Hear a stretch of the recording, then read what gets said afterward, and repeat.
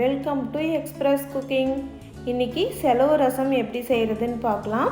மாதத்துக்கு ஒரு டைமு இந்த மாதிரி ரசம் வச்சு சாப்பிட்டோம்னா நமக்கு சளி இருமல் இந்த மாதிரி ப்ராப்ளம் இருந்தால் கூட சரியாயிடும். வாங்க எப்படி செய்கிறதுன்னு பார்க்கலாம். ஒரு பெரிய எலுமிச்சை சைஸ் அளவுக்கு புளி எடுத்திருக்கேன். இதை ஊற வச்சிடலாம். இது ஊறட்டும். நம்ம கடையில் போயிட்டு ரசச்செலவுன்னு கேட்டால் இந்த மாதிரி பேக்கெட்டில் கொடுப்பாங்க. ஒரு பேக்கெட்டில் 5லேருந்து 7 பேருக்கு ரசம் வைக்கலாம். இது பேக்கெட் ஓப்பன் பண்ணி பார்த்தோம்னா உள்ளார இந்த மாதிரி இருக்கும். வீட்டில் யாருக்காவது சளி பிடிச்சிருந்ததுன்னா நீங்கள் நார்மல் ரசம் வச்சு கொடுக்குறதுக்கு பதிலாக இந்த மாதிரி ரசம் வச்சு கொடுத்தீங்கன்னா சீக்கிரமாக கோல்டு காஃபெல்லாம் சரியாயிடும். செரிமான பிரச்சனை இருக்கிறவங்களுக்கு, அடிக்கடி வயிறு உப்புசமாக இருக்குது அப்படின்னு ஃபீல் பண்ணுறவங்களுக்கு எல்லாமே இந்த ரசம் வச்சு சாப்பிட்டா ரொம்பவே ஹெல்ப்ஃபுல்லாக இருக்கும். இதை ஒரு பிளேட்டுக்கு மாற்றிடலாம்.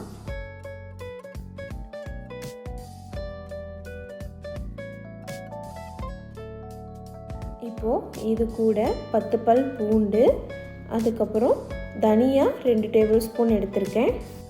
மற்றது எல்லாமே அந்த பேக்கெட்டுக்குள்ளே இருந்தது தான். அடுப்பை ஆன் பண்ணிவிட்டு கடாய் வச்சுட்டு கடாய் நல்லா சூடானதும் 2 டேபிள் ஸ்பூன் நல்லெண்ணெய் விட்டுக்கலாம். எண்ணெய் நல்லா சூடானதும் இது கூட நம்ம எடுத்து வச்சுருந்த செலவு எல்லாத்தையுமே சேர்த்துக்கலாம். இந்த செலவெல்லாம் நல்லா பொன்னிறமாக வதங்கி வரட்டும். இப்போது இது பொன்னிறம் ஆயிடுச்சு. இது கூட நான் 6-7 மிளகாய் சேர்த்துருக்கேன். நீங்கள் காரத்துக்கு ஏற்ற மாதிரி கூட குறைச்சிக்கோங்க.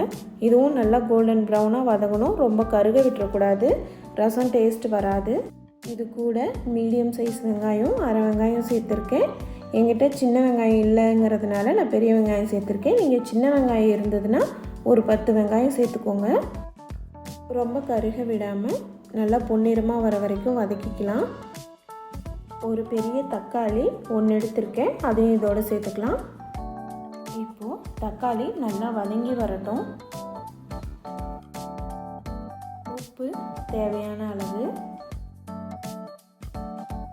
இதை ஒரு மூடி போட்டு நல்லா தக்காளி வதங்கி வர வரைக்கும் வேக விட்டுக்கலாம். இப்போது தக்காளி நல்லா வதங்கி வந்துருச்சு பாருங்கள். இந்த அளவுக்கு நல்லா வதங்கி வரணும். இந்த மாதிரி வந்த உடனேயும் நம்ம இது நல்லா ஆற வச்சு அரைச்சி எடுத்துடலாம். இப்போது இது நல்லா ஆறிடுச்சு.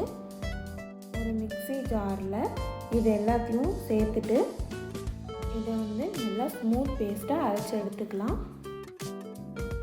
பாருங்கள், இந்த அளவுக்கு நல்லா நைஸாக அரைச்சி எடுத்துக்கணும்.